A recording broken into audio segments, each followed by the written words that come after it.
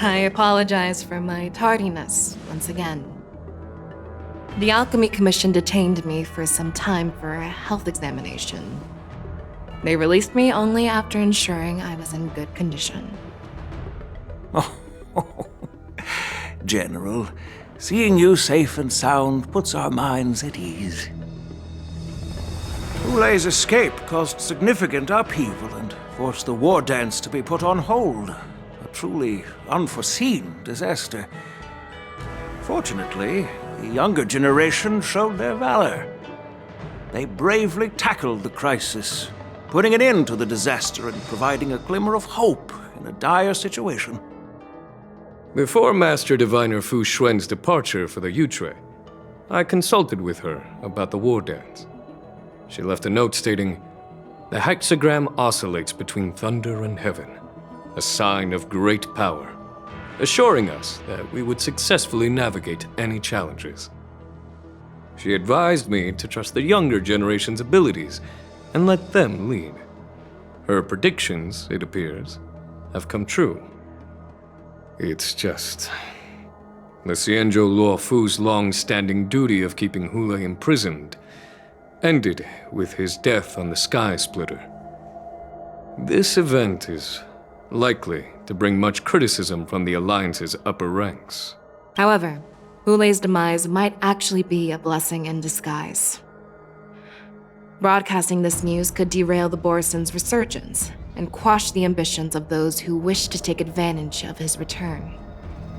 Hand over Hulei's remains to the Xianzhou Yaoqing, and I'll handle the explanations to the Alliance. But what about the war dance? While the Wolf Hunt mission was a success, the events on the Sky Splitter remain a secret. However, the news of the Borison's attacks on the streets will spread like wildfire. The war dance was interrupted, so it must be reconvened. As for the people who witnessed the attacks, beyond placating them, we also need to show them the Xianzhou Cloud Knight's fearless dedication. On the war dance's opening day, Rogue Borison attempted to stir up panic, but was swiftly neutralized by the Merlin's Claw and the Cloud Knights. A genuine tale of heroism that will captivate and calm the public. As Elder Huayan suggests, the Luofu will do its best to heal the wounded and compensate those who were affected. We aim to reopen the war dance in the coming weeks. This settles the immediate concerns on the Luofu, but my thoughts linger on the orchestrator behind these events. From the onset of the Ambrosial Arbor crisis, the Xianzhou Luofu has experienced numerous disturbances, directly linked to the Lord Ravager Fantilia.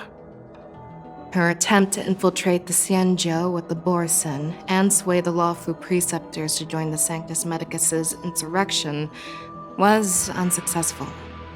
But I have a feeling that she is indifferent to the success of her plans. Rather than outright victory, Fantilia's motives seem to lie in breeding discord and chaos among allies. Should the Alliance fail to mend these rifts, it risks disintegrating into a pile of sand. The goal of the Xianzhou Alliance has not changed for thousands of years. Perhaps we should point the weapon in our hand toward this new adversary. I plan to bring this matter before the Marshal following the war dance.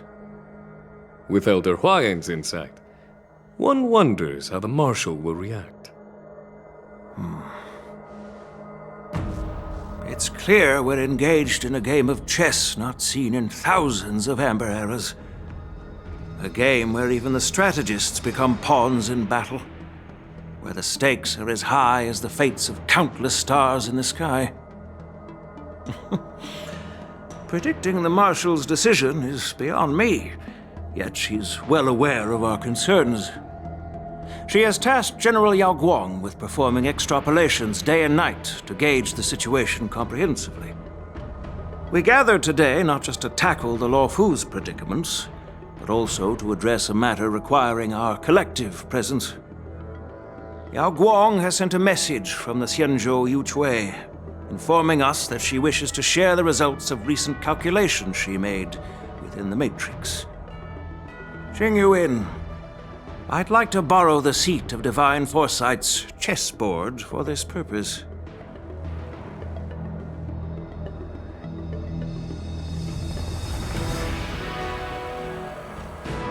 Hello, everyone. It's been a long time. Over 3 decades have passed since we last convened. I've dearly missed each of you generals during this time. Was the seer strategist thinking of us or thinking of the fates we're destined for? The Merlin's Claw.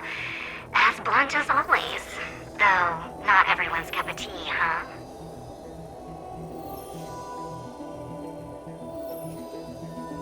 You once told Jingliu, "You're lucky that I'm the one who came this time. If it were the seer strategist, this conversation might not be so friendly." I'm intrigued.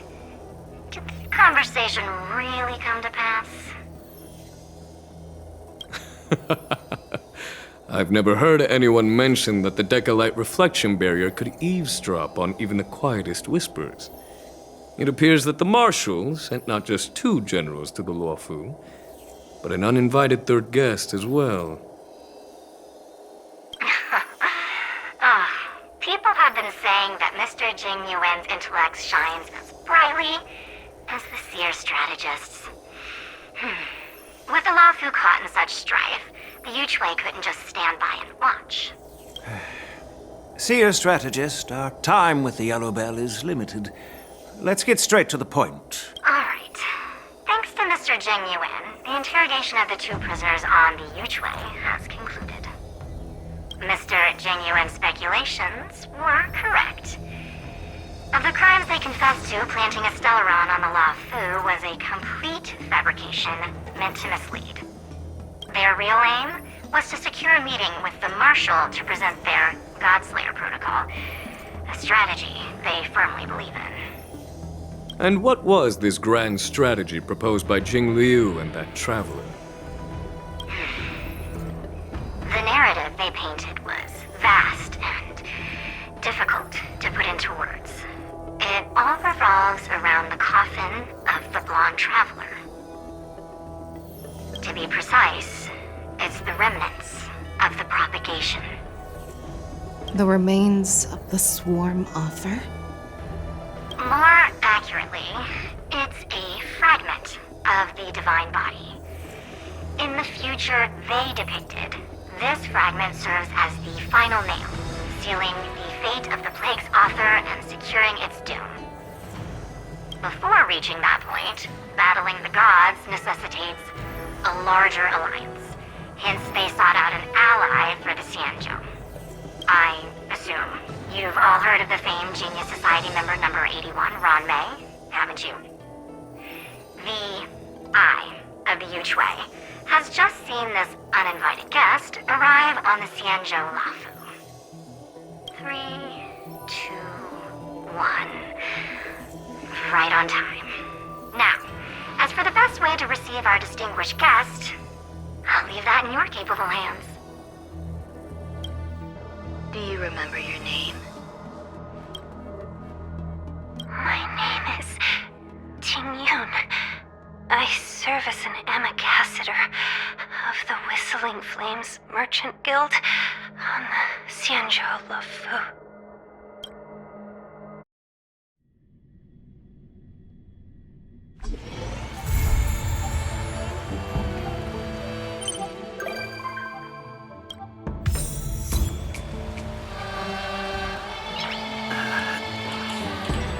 Nice.